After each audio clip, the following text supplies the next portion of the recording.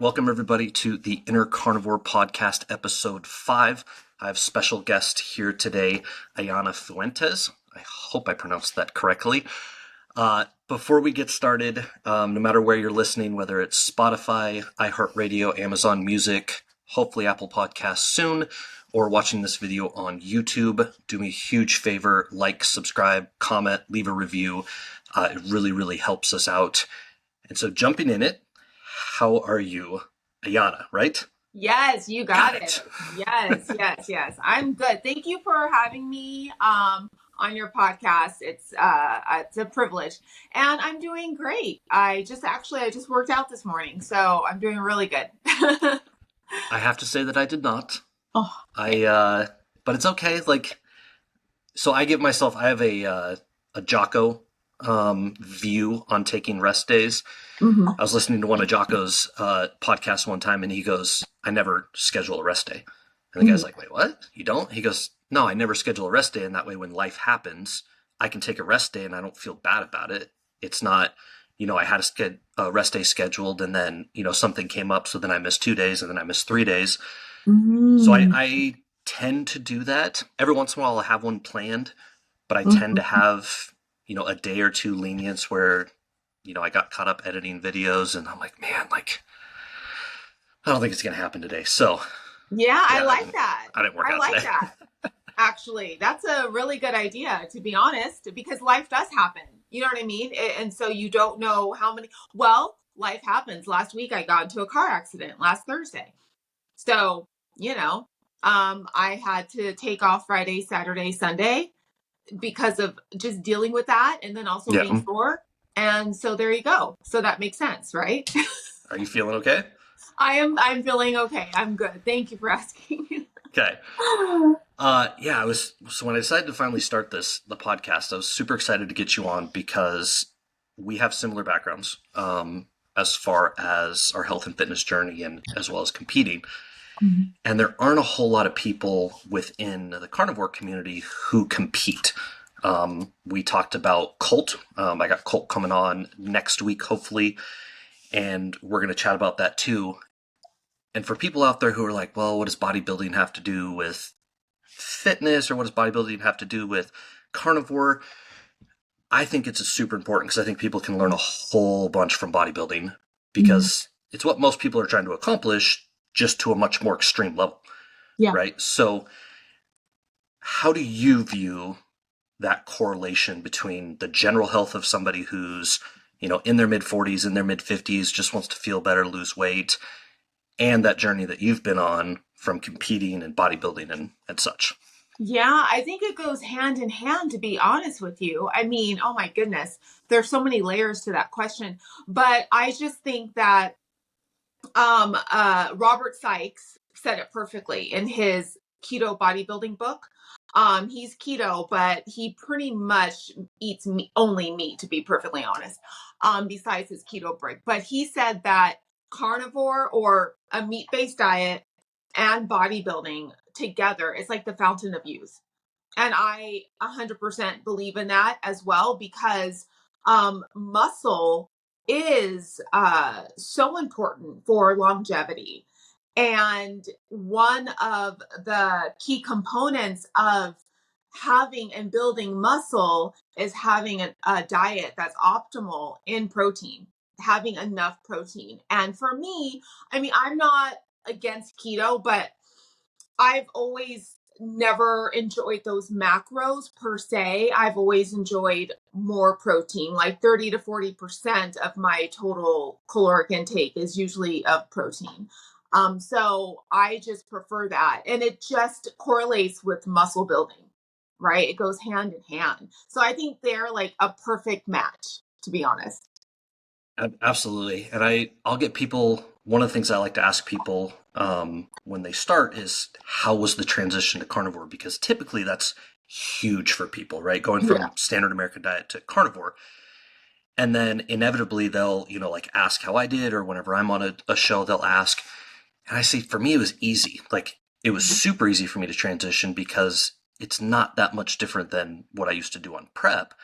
All it is I'm replacing the super lean meats that I was eating, the ground turkey, the turkey bacon, the chicken breast, the right? Like you're just like, Yes, oh my like, gosh, I don't.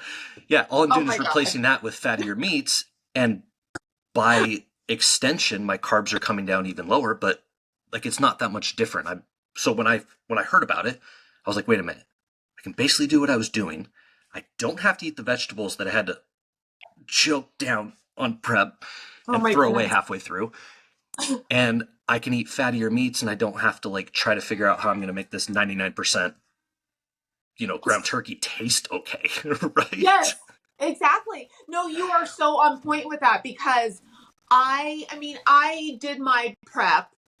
It was, in all intents and purposes, it was a low carb, high protein. And that's what I've always done instinctively, is low carb, high protein. And so honestly, it is so much better to even pair a leaner protein, right? If you need to drop some calories, with a fattier cut of meat as a side.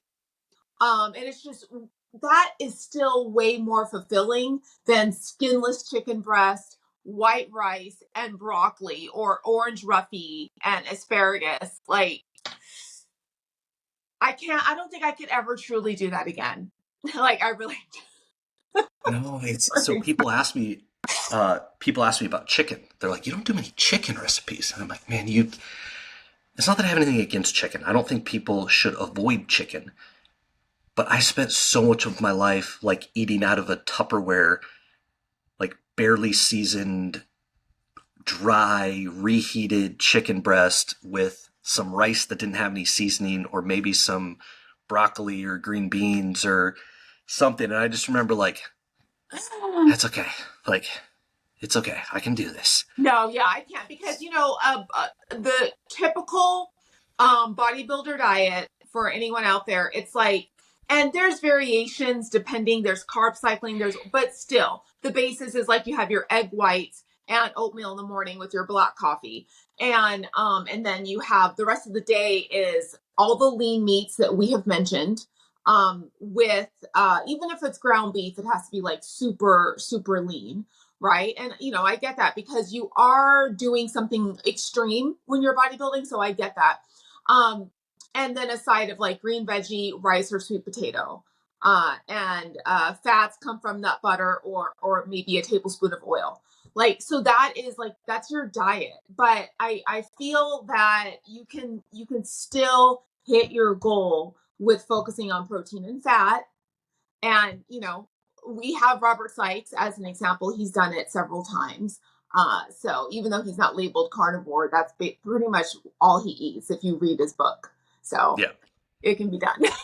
And for people that don't know, I believe his Instagram handle is Keto Savage, Yes, Keto Savage. and he Yes. just got his WBNF Pro card. Yes, I might have exactly. the acronym wrong. Uh-huh. Um, Because he's a natural athlete. So yeah. And I think he now just ended his competing season, if I'm accurate. I was gonna But say because he was lean for so long. oh, and okay, so you guys need to go on his Instagram. Go on his Instagram, and you can see how low his macros got. And so, bodybuilding is an extreme sport, okay? And so you have to get pretty low to get to the body fat that is going to show off the muscle that you've put on. Yes, exactly. And that goes into a conversation that I have fairly often. I try to avoid because Uh-huh. I don't like having the conversation. Mm-hmm. But it's the calories in, calories out conversation, right? Yeah. And that's like a point of contention within the carnivore community. And I think it's well intentioned what people Yeah. are trying to say. No, counting calories is not the key to weight loss for everybody. Mm-hmm. But it's hard for me to sit back and go, well, but it doesn't mean anything because having gone through 6 or 7 preps, I honestly can't even remember. I could tell you that I could, down to a science, tell you what I eat, what I took out, what my macros were, how they scaled down, and I could tell you within a few pounds how much weight I would lose and where I would end up and how long it would take. Exactly. So it's hard for me to completely discount that. I think it's a flawed system, obviously, because unless you're hooked up to a machine 24/7, you're never really going to know how many calories you burn. Exactly. 100% agree with that. Yes. Yeah. But I think it's a good... It matters, but it's not the only thing. Yes. But I think it's a good starting point because people talk about counting calories, and I think, honestly, people don't understand what goes in their body. Mm-hmm. And I think that's the number one benefit of at least having an understanding of calories in, calories out, is working as a trainer. I would ask people to, what do you eat? Right? And I'm sure you've had this conversation 1,000 times. What do you eat? Yes. I eat pretty good. I'm like, well, the 70 pounds you're carrying around extra would disagree with what you're saying, right? Exactly. And when you actually get into what they eat, people are like, well, I how much? Like they have no concept of They have no concept. None. And it's like, okay, the serving size. Okay, so since we mostly eat meat, we're kind of safe with counting our macros. It's kind of more cut and dry. However, when you get into the mixture of foods and things like that, it's like, honey, do you realize what a tablespoon of nut butter is? Like, it's really sad. It's really a sad, small amount of nut butter. Like, you're going to be angry at what a tablespoon really is. Like, it's just, yeah. And that, I'm guilty. I am the king. I love peanut butter. Like, peanut butter is probably the hardest one for me to give up. Yeah, I can't. It's like, it's my drug food. I can't have it in the house. That's one serving. Yeah, I can't. That's why I stay close to carnivore. Because it's, it helps me stay on track. When I have just ended like a maintenance surplus, like a week ago, and I'm like now really like in my cut. I have to kind of give myself a couple of weeks to mentally transition from maintenance surplus into a cut. So I'm officially in it now. But when I'm in like a maintenance mode and my calories are high for me, I don't really have to worry about that. I can eyeball things. But now I really have to stay closer to carnivore, just because it's easier to just abide by what I need, my macros, to get to my goal. So for sure. Yeah. And I think that's one of the benefits of carnivore and one of the reasons you don't really need to keep count calories, mm-hmm. unless you're going for extreme results, is it's super hard to overeat when you're carnivore. Like I tried a bulking period, and I'll admit it got a little dirty at times because it was so hard for me to eat 4,500 calories of meat. Like, oh my goodness, I love steak. Right? I'm so jealous. I love steak more than anything. If I eat that much, it's by accident. But man, like, I would just get to the end and I'm like, okay, this is why I don't really talk to people when they're like trying to get into carnivore about calories in, calories out. Because if you're sticking that, it's super hard. Yeah. And even when I'm not, like, I'm on a cut, I'm not on a very aggressive cut, but it's working and I'm cutting. Mm-hmm. And I'm happy with it because I'm on a typical cut, like I would deflate pretty bad and then, puff up a little bit as I was getting closer, which messes with your mind. Because you're like, oh, cool, I just lost everything that I've worked for and I now look super skinny, and everybody's like, that dude needs to work out. Exactly. Anyway, I could talk all day about the psychological. That's why I do glute bridges and deadlifts like 2-3 times a week. Yes. So yeah, I'm cutting and I'm feeling good, and I'm not at a super calorie restriction, and honestly, I'm not counting currently, because when I set it up, I set up what my theoretical diet's going to look like. I count it out, I get an idea, and then I just make mental adjustments as I go. Mm-hmm. But I was eating a steak the other day, and I got about 2/3 of the way done with it, and I was like, I'm full. Right. Like which on prep, like when I was prepping, your typical bro science bodybuilding prep, it's every last grain. Like there's like a grain of rice in there. It's like, dig it out and eat it. And getting every little bit, like seriously, every little bit of something, right? Yeah. It is like, and when I competed, I followed a meal plan for the majority. And then at the tail end of my stint in competing, my coaches switched to macros. And that was good, but I still found myself sticking to more of the simple foods because again, those hedonistic foods, it's no lie, it's very tempting to not have more than what should have. Yeah, I was a macro guy, but I didn't vary off my diet like Yeah. ever. I mean, I could still tell you to this day, my first meal was just eggs, right? Mm. Like maybe it was full eggs, maybe it was like some full with some egg whites. Second meal was oatmeal, and I would do like frozen blueberries, so it would like get a little bit of flavor in it. Yeah. Yeah. And then it was, uh, either before or after a workout. Usually before, it would be some type of lean meat and sweet potatoes. And then my last meal would be some type of lean meat and a vegetable, whatever I Well, could stomach at the time. that's exactly what I did. Although the egg whites and the oatmeal with blueberries were at one meal, and then I would have like a protein fat meal, which was what you described, just basically a meat and a veg with like some oil or nuts, and then a rice for the third, and then the protein fat, and then nothing at night, like meat and asparagus, like orange roughy and asparagus, like.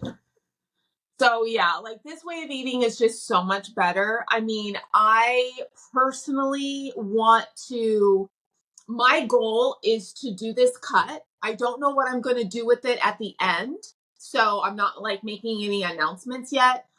Pictures will be taken for sure. But at the end of this cut, I really don't want to do another gaining phase again. I just want to, I don't know if you know Greg Douchette, but I just want to main gain after this. Like, in other words, like after I reverse diet, for a bit, adding back in, some macros little by little so I don't gain. I kind of want to just stay put after I get to a good amount of calories back after I end my cut. And I just want to just main gain from there. But so we'll see. That's It's exciting. that's my goal too. And like I said, it's taken me a little longer to get down there than in years past, and part of it is because we've talked a little bit. I don't go to a gym. Oh, I yeah. work out from home, so cardio is a little more difficult for me. Like I try to run, but I Yeah. hate running. Like I'm not a running fan.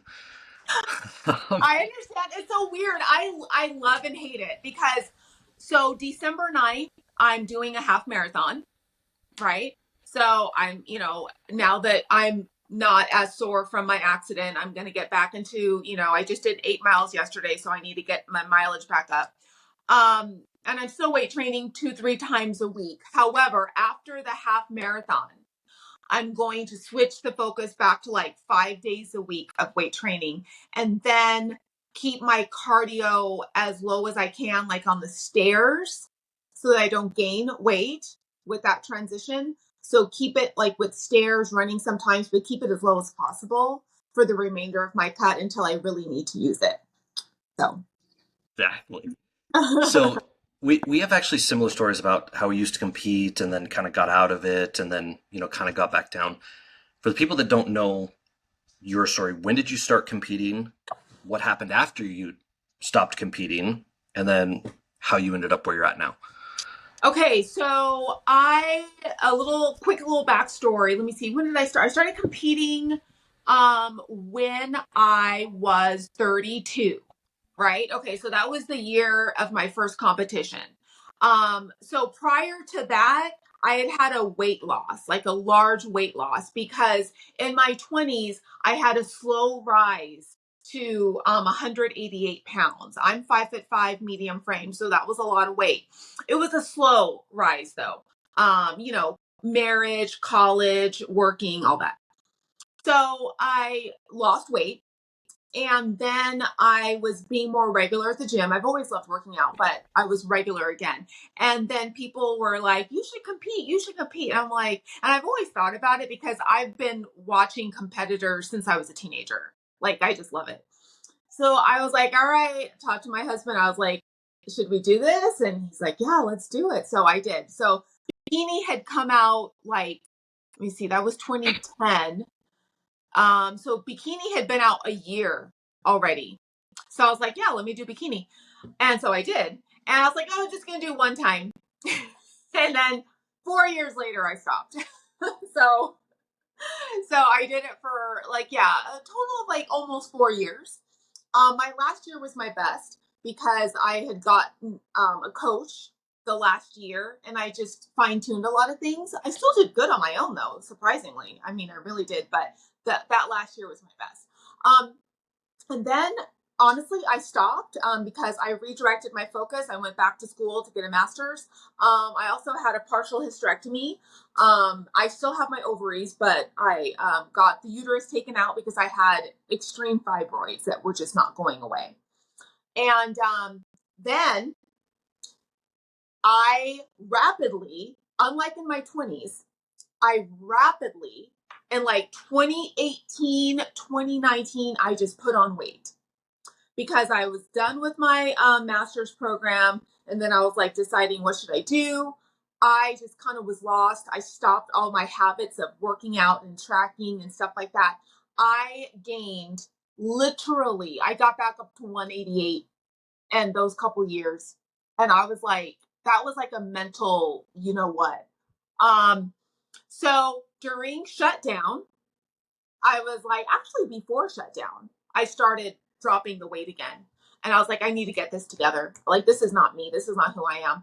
And then, of course, I finished and shut down, right? And I've maintained it since then. And I've been playing around with the idea of competing again, but I just kind of want to see what's underneath the hood first. You know what I mean? Of like, the muscle, what I've built. I really want to see what is underneath everything. So my goal in the next several months is to get as lean as I can, like as lean as I can, without sacrificing a lot of muscle to see what I'm working with. That's yeah. I'll tell you my story because it's pretty similar. Okay. What was the point that you finally were like when you got back up to 188? What was the point that you're like, okay, this is like I'm done? And what did you do in order to get back down? Oh, okay. So, okay, I am very realistic.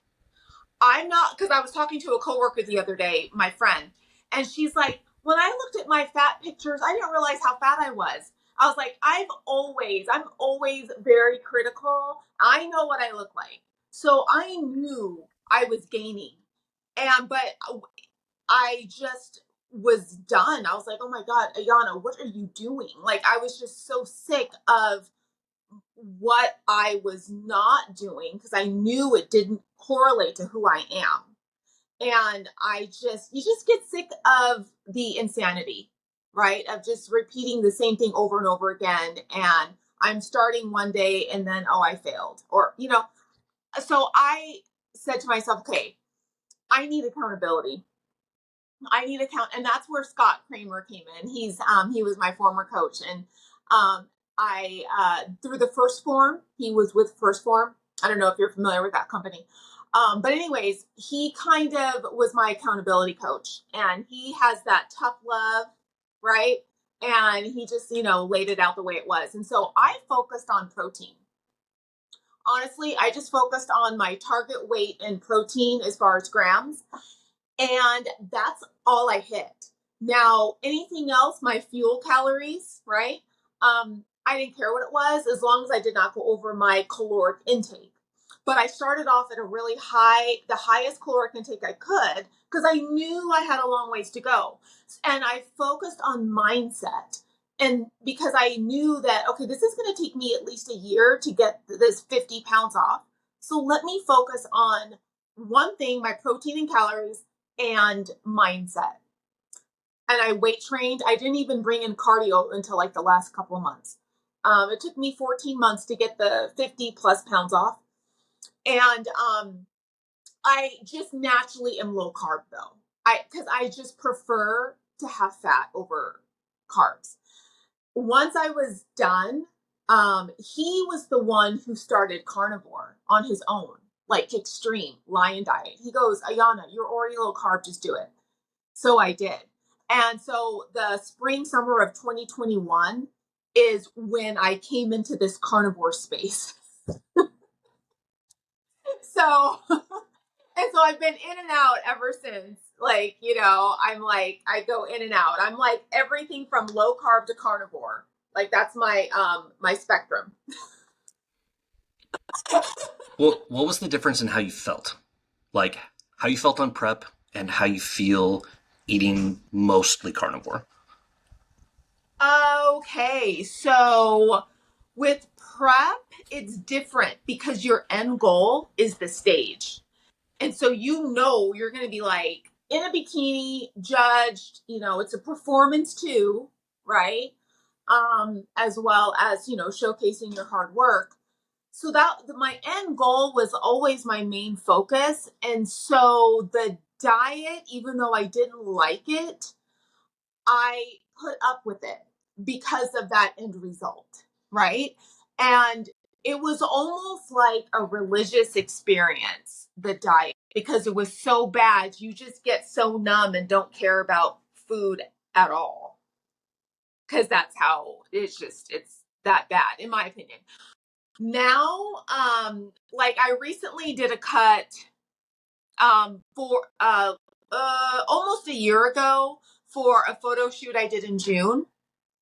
And so that I did a cut for that and I did it mostly carnivore. And yeah, it sucked every once in a while, but I kind of went more lion diet, not 100%, but focused on those meats. And you are just not hungry and you are so satisfied. So the mental aspect wasn't torturous as it was when I was in prep, if that makes sense. Because you're just so No, satisfied with that totally. red meat, bison, lamb, you know. Did you notice any different how you felt physically? Like, did you feel any different on the low carb on prep versus like the low carb on carnivore? Let's see. Oh, God, I've been low carb for so long. You know what I mean? Even beef. I was an Atkins girl, like, you know what I mean? Way back in the day. So I've always preferred low carb. So I would have to say I did not feel a huge amount of difference. For me, it was more mental. It was a more mental difference for me. Because you have to understand, when I competed, I was 10 years younger than I am now. Well, no, I ended my competing career, so to speak, my amateur career 10 years ago. Um, so I started even before that. So I was younger, so maybe that helped, but I still feel that I'm just as good now. I think I actually have more muscle now. But it was mental. It really, it's more mental. This for me is better because it's higher fat. And I think that just serves me better than super low fat, bland food, right? So yeah, when they went to macros, I felt better because I had more choice, but I still prefer carnivore-ish because the higher fat just makes me feel better. No, I totally agree with that. The two things I noticed, and I'm pretty similar. My last show was my last NPC show. I'm coming up on 7 years in a couple weeks. Um, Ah, I'll I'll post that as like a flashback Friday. yes. Uh, so I felt fine during preps. Usually it was the last couple weeks that I started. That's when I started to get really sluggish. Oh yeah. I think the biggest difference now versus then is I don't have to exercise as much willpower to not eat something now versus then. I mean, I remember battling cravings all the time, right? Yeah. Like, and not so much like I'm exposed to it, if I was out with people, like that was super easy for me because I took pride in being able to do what other people couldn't. Yes. Right. That's kind of why I started bodybuilding, is because I was like, I can do this diet and I know 99.9% of you can't. So I'm going to do it because I can and you can't. Like Right? that's honestly why I did Yes. it. Yes, I agree with that. And that's why I said it was mental. Yes, for sure. But I also remember I still bloated a lot when I was competing. And it was a huge problem for me. And like people don't understand, like I was so nervous that, and this might be TMI for people out there, um, the night before a show I would take laxatives just because I was afraid that I would show up in the morning. And when you're people don't understand, when you're super lean and you bloat, it looks like you got pregnant overnight. Oh my gosh. Yes. I'm so surprised I missed that in your question. 100% the same. 100%. I would always get bloated. My coach had me taking colon cleanse several times a week if I needed, because I was just always bloated. The night before a show, I did a suppository. Sorry, TMI. Just to make sure. Yeah. I feel you. I feel you. That was the biggest thing for me. So mine is I played college sports. I was I was small when I was in high school, but ever since I started lifting, I've been in good shape. Like I've always like I'm the guy that was born with natural ab definition. Yeah. I've always been lean. And throughout my entire 20s, like that was super easy. And even when I would bulk, I would still maintain abs. And so I would like for my entire 20s, it was that way. And then life, Yeah. married, little kids, made a couple decisions to, spend more time at home and not next to the gym. I went from either working at the gym or being 5 minutes from the gym to now it's 30 minutes. And so I put on about 25 pounds, Mm-hmm. which for me was not like, I didn't like it at all. Oh, okay. And so I finally decided to change when we moved. And I went back to, like, I've done Whole30 a couple times just as like a reset. Yeah.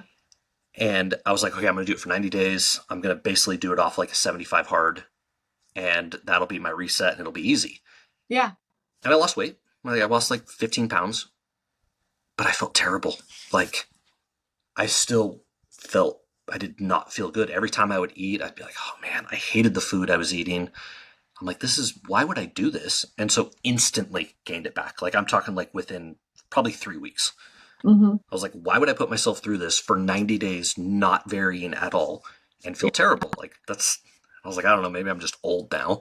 And so then that's when I stumbled upon carnivore, and I was like, okay, like conceptually, I get that. Like, it fits pretty much all the bodybuilding principles that I've used for the last 10 years to do whatever I want with my weight.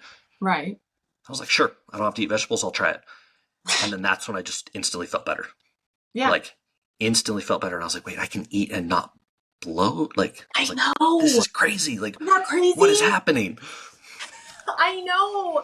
And I love that part about it, because I just thought bloating was a natural occurrence no matter what. And I would be, this is so funny. Oh my God. I can't believe I'm going to say this. I would like lie on my stomach, because I'd be like, oh my gosh, just trying to like make sure everything was, because it was just constant. The bloat, it was horrible. Yeah. Well, it's, it's the age old bodybuilding memes where you wake up and immediately after you wake up, you roll out and you take your progress picture because that's the only time you're going to be lean the entire day. And then you just watch it go throughout the day. And then you're like, cool, I gained 8 pounds over the course of the day. And then you wake up and do it all over again. I know. Oh my And goodness. that's what I try to get. Like, that's probably the number one thing I try to drive home is people don't understand. They think that's normal. Yeah. Right? Like, it's the stretchy pants at Thanksgiving. It's, oh man, I'm stuffed. It's the, cartoons of, Tom and Jerry rolling around because they ate so much. Yeah. And I was the same way. Like, I thought that was just normal life. Mm-hmm. And I try and get people, I'm like, man, if you guys could just do this for a little bit and understand what not bloating feels like, Yeah. I think everybody would just jump on the train and do it for life because it's amazing. It is Like amazing. I can't even tell you, I still have a hard time wrapping my head around how I could eat the way I did and bloat 30 seconds after I put food into my mouth. And now I can sit down and eat a 2-pound steak and be like, I'm full, but Yeah. I'm still good. Exactly. Like literally, that's why I'm so excited to go more carnivore, in the next several months, because in the last few months, I've been, I guess what you would say would be like more anabolic, like style of eating, where it's high protein is like my focus.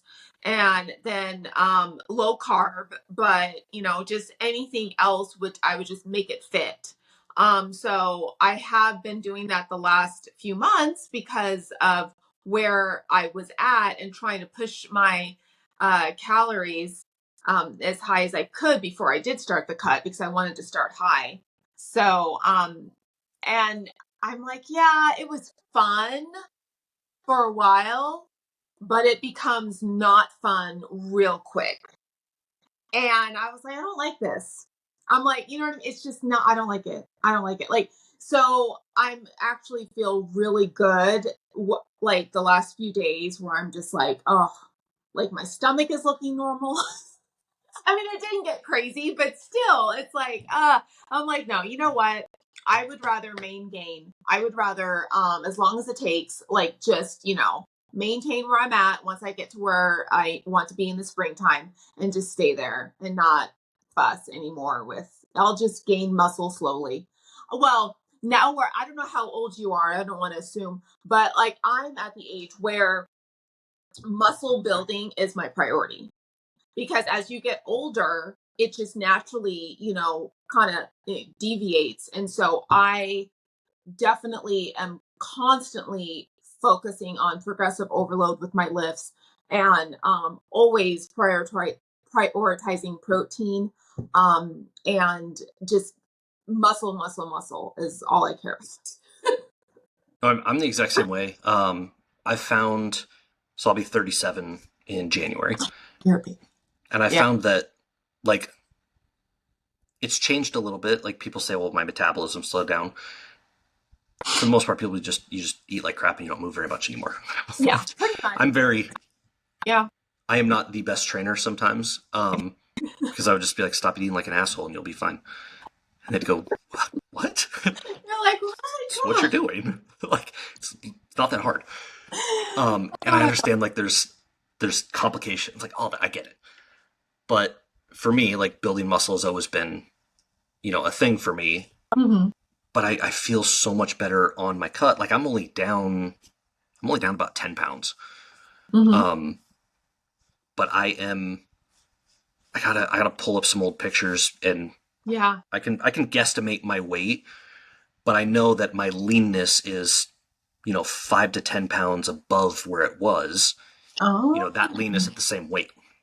okay. So this cut, it's been so much easier for me to maintain and not feel like I'm just, which is crazy to me because as I'm going lower and lower carb, like I need to actually track my macros again because for a while I was closer to animal based. I'd eat a couple servings of fruit, have a little bit of honey, Yeah.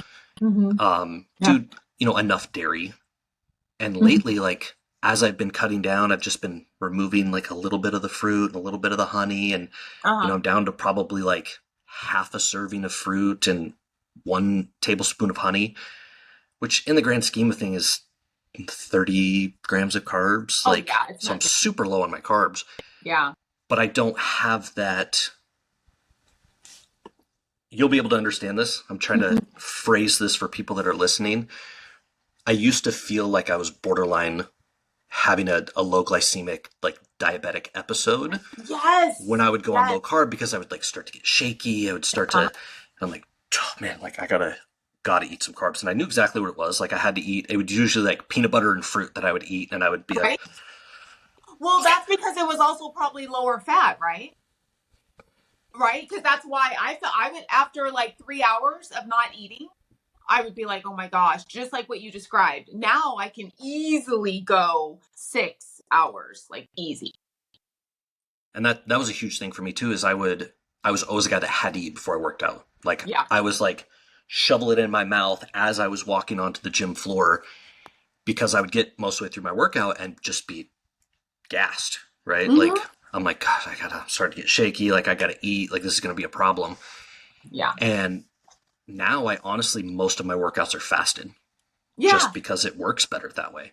And I Yeah. don't have that issue whatsoever. And I never, ever, ever thought that if I just took away those carbs that I was eating and replaced them with fat, that I would feel better. Like, Seriously. No, yeah. And working out fasted, I prefer working out fasted now. I used to never think like, oh, in fact, one of the rules that my coaches gave me was that, yeah, you can do cardio fasted, but you have to eat um what at least one, I think they said, 1 or 2 meals before you do your weight training.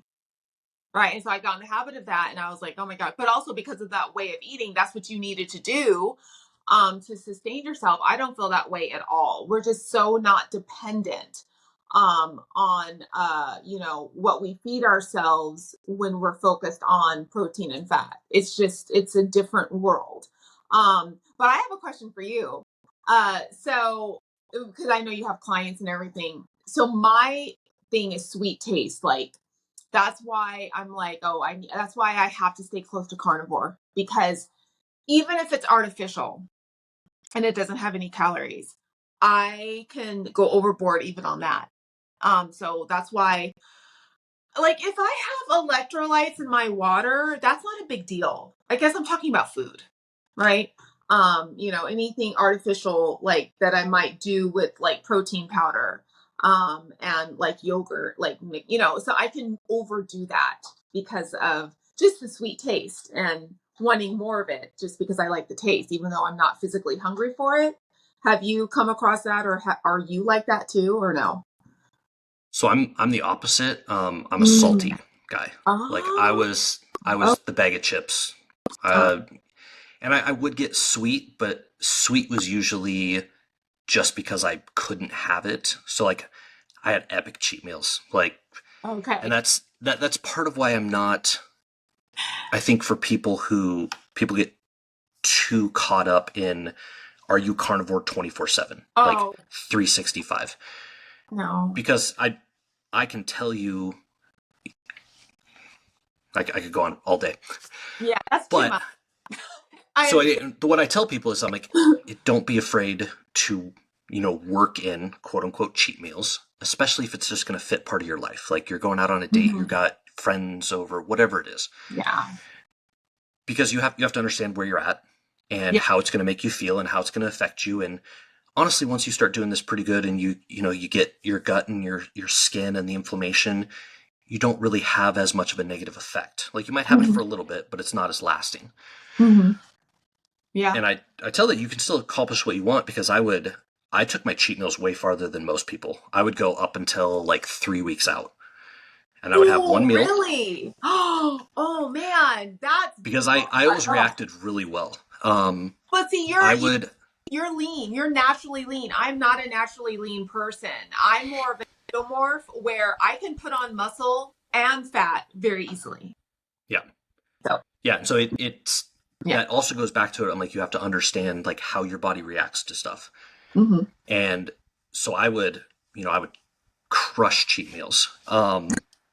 But salty was always my craving. Okay. Chips, that kind of stuff. And I would eat sweets if it was there, but you wouldn't find me, in the cupboard like sneaking chocolate or something. You'd find me eating peanut butter and chips and stuff like that. Ah, I And get so you. when I went carnivore, I upped my salt intake, not necessarily on purpose, Hmm. um, but it's just like you just salt your steak. Like that's You when you do. cook it, you salt it. Yeah. It's easy So, to cook chicken with the Mrs. Dash, which is the worst thing in the history of the oh, world, and I want to throw up when I oh think of my God. Mrs. Dash. That. I'm like, I am a salt person when it comes to seasoning. That's all I'm like salt. I love it. Yeah. Mm. Yeah, so I focused on not getting more, but not limiting what I would do for salt, Mhm. and I found those cravings were not nearly as bad. I Mhm. started to develop like a little bit of sweet. Like I'd be like, okay, I could go for, some cheesecake or some chocolate or something, but the cravings are not nearly the same. And Yeah. it's crazy because thinking back to it, the times I always felt the worst is when I Mhm. started to lower my salt intake, like getting into peak week and water manipulating, and oh my God, I felt terrible. And I'm Oh my like, man, God. if only I had known, like, Right? why didn't I know that I didn't need to cut this out? Or why did I know that I Yeah, could have cut my carbs earlier and just like upped my fat a little bit? And exactly. oh man. Far as anyone listening, as far as like bikini is concerned, a lot of the top coaches now, like Adam Bonilla, and he's like my favorite. But you know, for us, I know it's different for bodybuilding for you, but for bikini, um, you know what? If you're in shape, they don't even mess with water manipulation or salting or anything like that anymore. I mean, at the most, if you've been super, super low carb, at the most they'll carb you up a little bit.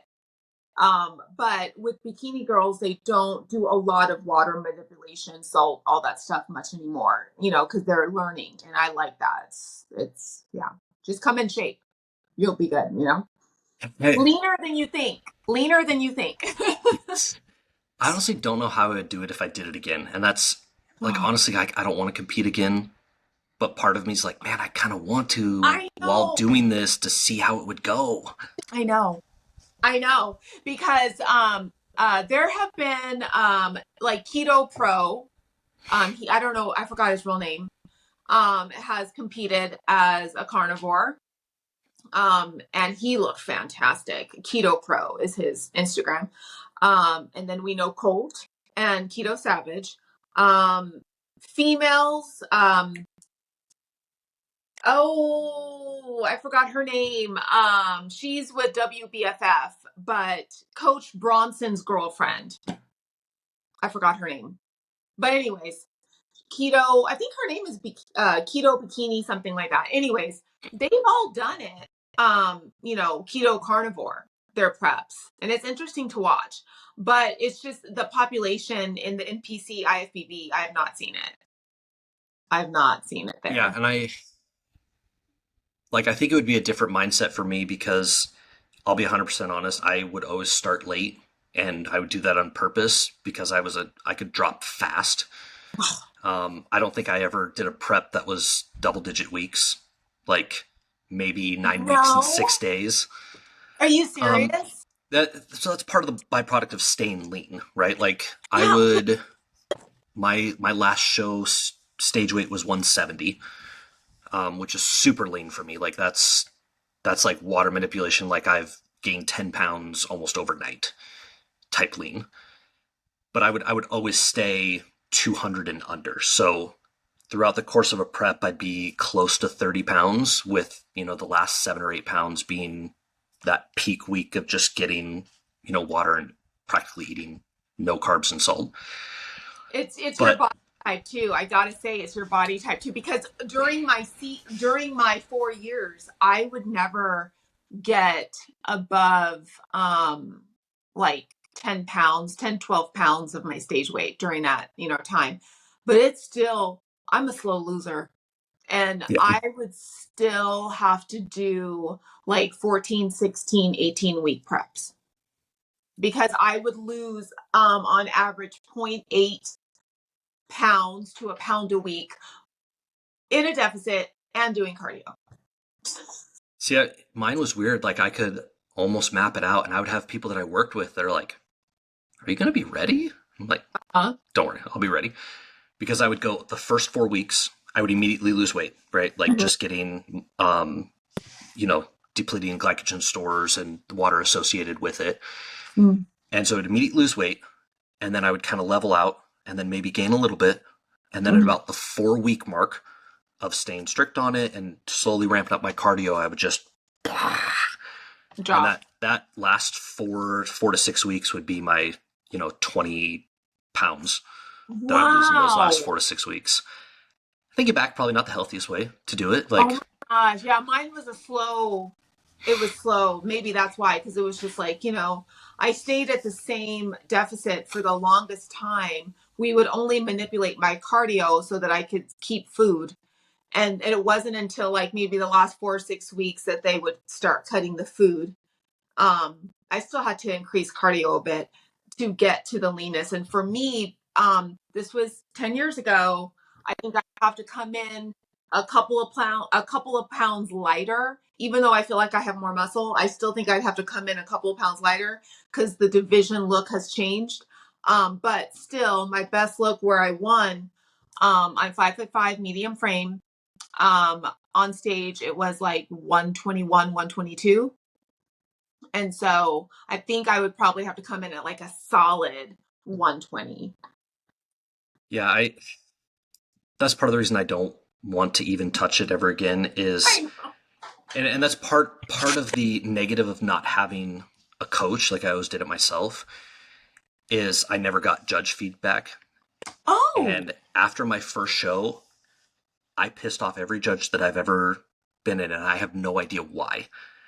Like and part of the reason I stopped doing NPC is I think I got like 7th out of 10 on my last one. Uh-huh.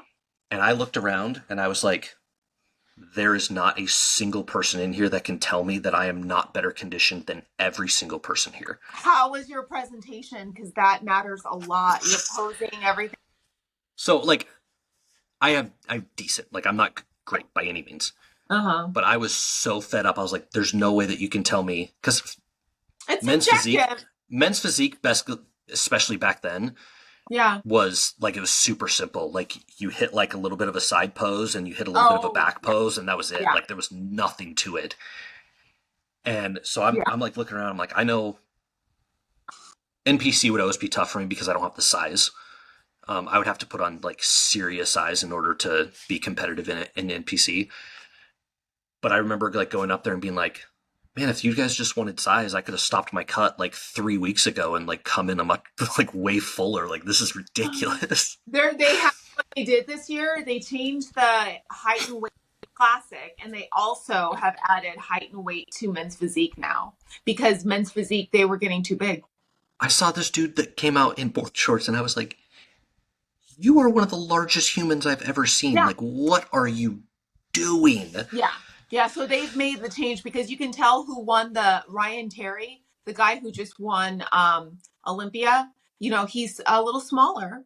I love Ryan Terry. I say that he's smaller because he's not like. But I don't know. You guys absolutely yoked, but yeah, like I mean, if you look him up, it's like, okay, you have to understand comparatively, but it's a good thing because they really followed through with what they said. Tyler Mannion, he's the vice president of IFBB, one of the head coaches. He just also recently put a video out I want to watch, but they all put out a video of what they want in each division, because they don't want the wellness girls to get too big. They don't want bikini to get too lean, because it was starting to get super lean and all this. And same with the men's physique guys, too big. So, and they followed through at who they chose as far as the winners, I feel, at this last Olympia.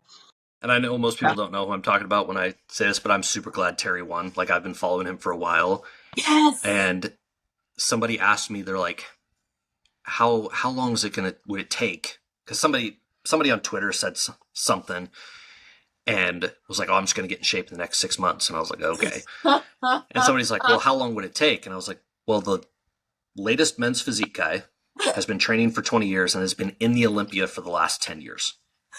I know, people have no idea.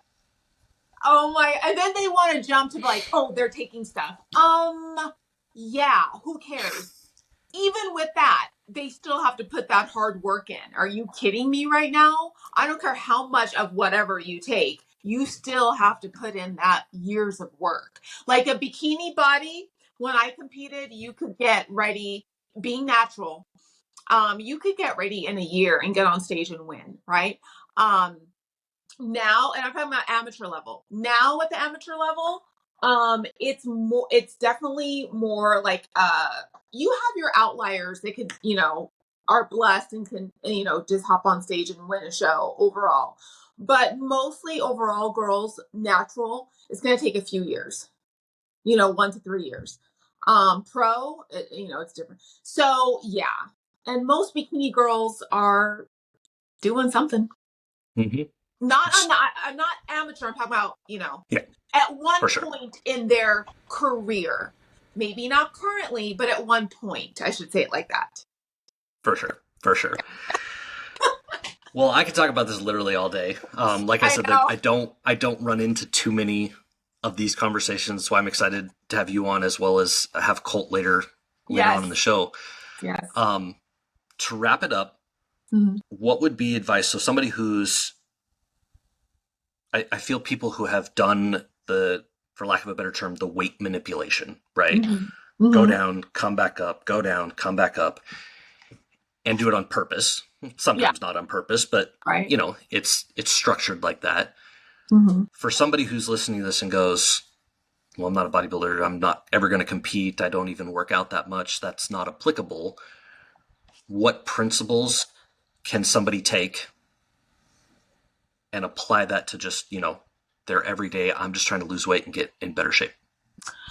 Okay. So if you're trying to lose weight and get in better shape, you have to weight lift. You have to have that some kind of resistance in your routine. Okay. Because muscle is so, so, so important. And so with that, weight loss might seem slow because if you're looking at the scale, it's not going to be 100% accurate. It's better to get a DEXA or an InBody, which is a little bit cheaper, so that you can track your muscle mass, as you're losing weight to make sure it keeps at a good level.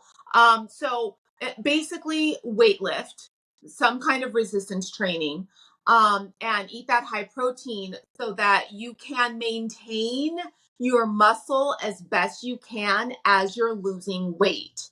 And once you get to your goal weight, you must do a reverse diet or a recovery diet, whatever you want to label it. Keep your protein high, but then slowly add back in fuel calories slowly, so that you can maintain your current goal weight that you've reached within a few pounds, but you're increasing your calories so that when you get back for a female, when you get back to like 2000, 2100 calories while maintaining around the same weight, it's going to take a few months. Then you can just gain from there. You can just stay there and you can lift, lift, lift, and main gain. Listen, if you're a hard gainer, right? Like you, and I know some bikini girls that I competed with were hard gainers. They didn't have to do cardio, whereas I did. Um, they do have to have a building phase where they might want to increase calories into a surplus, not just to get back to a good maintenance, but into a surplus so that they can lift heavy and progressive overload with those lifts to gain muscle. And that's going to take, a good 6 months to a year to see that improvement. And then from there, they can stay where they're at or come back down a little bit to get a little bit leaner. I hope that makes sense. In other words, the takeaway is weight lift and eat your protein. And don't slash your calories, ladies, to 1200. Do a slow cut, but don't start a cut unless you're already maintaining, I would say, for the majority of women, right? There's always differences around 2000. Don't you think, coach? I mean, you're a coach. I mean, you want to be, at a good level before you start coming down.